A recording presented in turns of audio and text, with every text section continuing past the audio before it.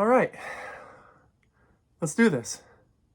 YouTube community, Murray Wilson fans, random people on the internet, my name is Giggens, and we are here today to talk about the many moods of Murray Wilson. Episode 400, album review 400. Thanks for watching, everybody.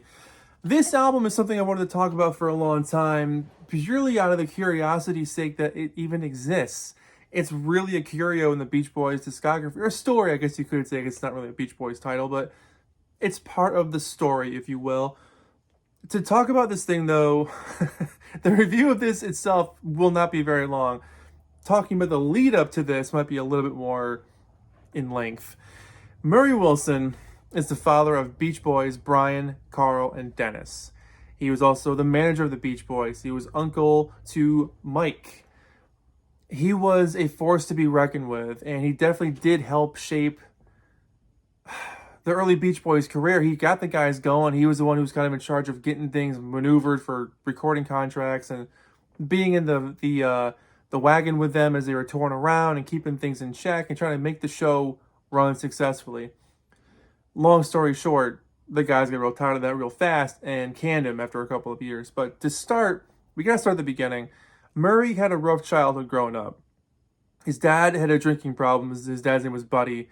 And Buddy would take it out on the family. They'd take it out on Murray. He would take it out on his wife, Murray's mom.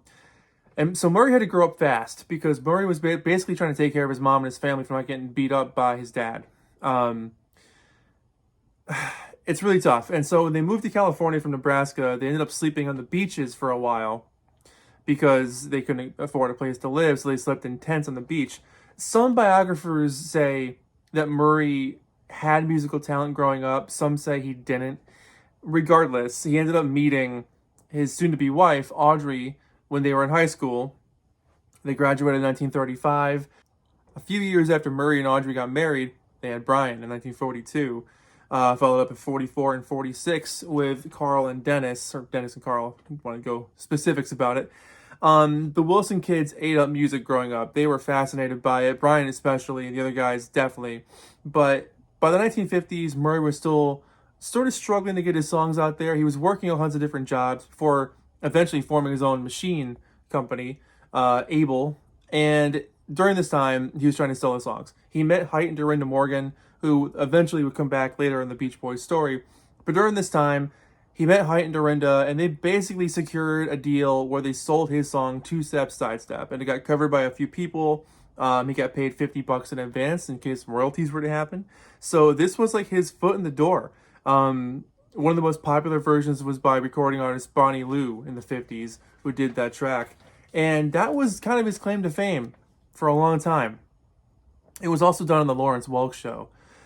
Things were going somewhere and Murray was hungry for more. You know, he definitely didn't want to do his machinist work job. He wanted to be somebody. So fast forward again, he discovers his kids have a lot of talent. His whole family's talented. And he starts shopping around the Beach Boys, gets them a deal, goes on tour with them, gets fired, etc., etc. After he gets fired, he is kind of lost for a little bit, but not completely lost. He discovers and manages a group called the Sunrays. And they have unfairly been called a knockdown, watered down Beach Boys. They are nothing like the Beach Boys. They are definitely their own animal. Definitely worth checking out too. While Murray was working with the Sunrays, his marriage to Audrey had fallen apart, and eventually they got divorced to the point where they were living in separate houses. They would always remain close until Murray's death, but they lived in separate houses, which leads us to the creation of this album. So he did the Beach Boys thing, he did the Sunrays thing. Here he is doing his own thing, which, from what I've read, was done to get Murray off the backs of people who were at Capitol. They were like, yes, you can do this album. Please stop talking to us. As a curio in the Beach Boys realm, it's worth a listen. Are you going to come back to it again? Probably not. It's interesting.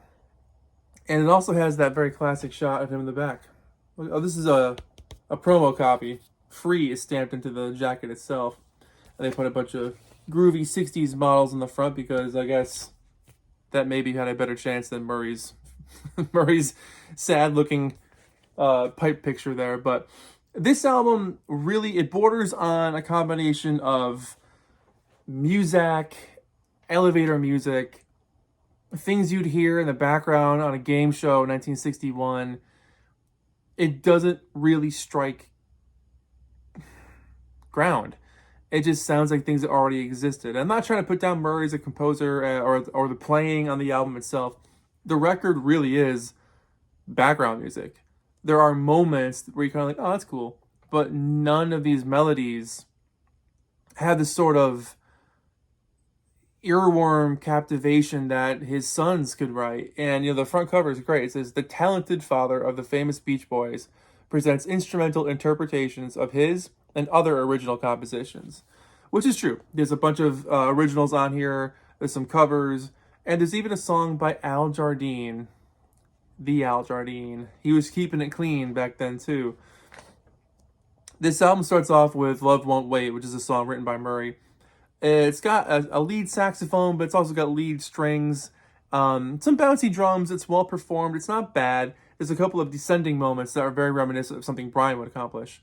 The Happy song is very joyous. Huge, big horns. Lots of fun, bouncy percussion. Almost like a Sousa-like track. But it's definitely elevator music at times. It kind of bounces between something kind of interesting and then something kind of like you're just waiting to go off to the next stop. It sounds like something that would be great for a 60s orange juice commercial. It just has that appeal of like, orange juice is incredible, bouncy horns. "The Warmth of the Sun" is a cover on here by the Beach Boys. It works really well when it's led just by the piano.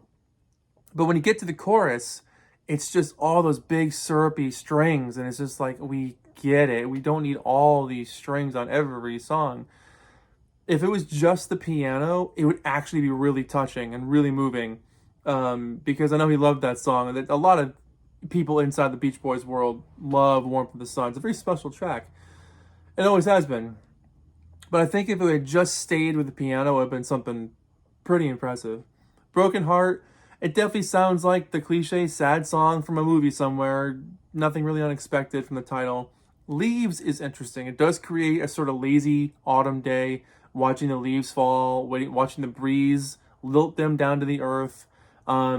It's got that sort of lightly cascading, dizzying effect that you get from watching leaves kind of twirl around each other. So that's actually not a bad track. That one's pretty cool. And the Plumbers tune is the happiest song ever about fixing a clogged toilet. Side 2 opens up with "Painting with Teardrops," again by Murray. More of the same. It's just got that kind of meandering melody that doesn't really captivate you. It could just be me. If you love this album, go for it and love it. "Islands in the Sky," written by Rick Henn from the Sunrays, which is pretty cool. This definitely is trying to be like a light Brian Wilson kind of track for me. Not my favorite thing on the album, but it's got some moments of reprieve from the usual.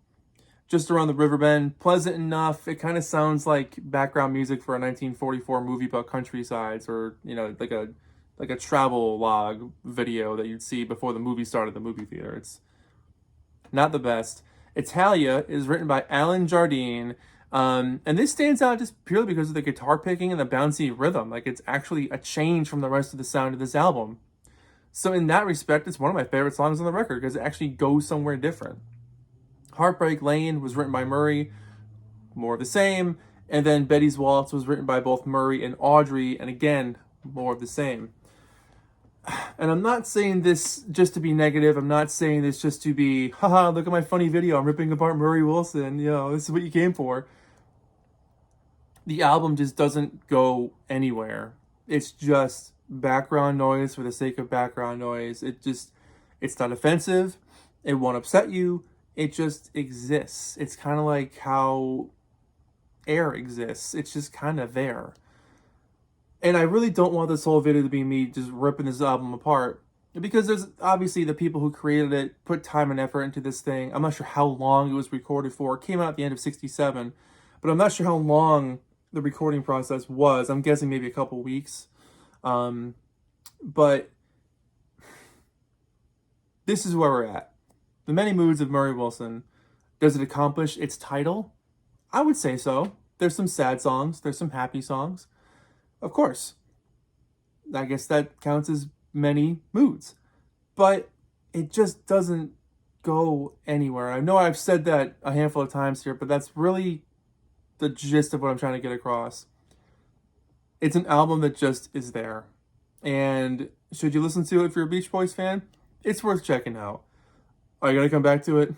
No. It's just kind of there. So that's it. My name is Giggens. This has been The Many Moods of Murry Wilson, an album I wanted to talk about for a while. As far as the score goes, I mean, it's going to be pretty low.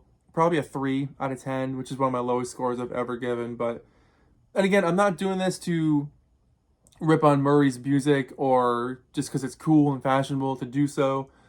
Just listening to this album, my own opinions, a lot of this is really boring and really sugary, syrupy music that's trying to be endearing and sweet and trying to be impactful, that just comes across as something you'd hear in the background of a game show where contestants are trying to write down their score and you're waiting for their answer. Sorry. That's it. My name is Giggens. This has been album review number 400. Thank you so much for watching for 400 episodes now. Many more to come, of course. But this is it. Promo copy of The Many Moods of Murry Wilson. Thanks for watching, everybody. I'll see you guys in the next video. Take care of yourselves. Bye-bye.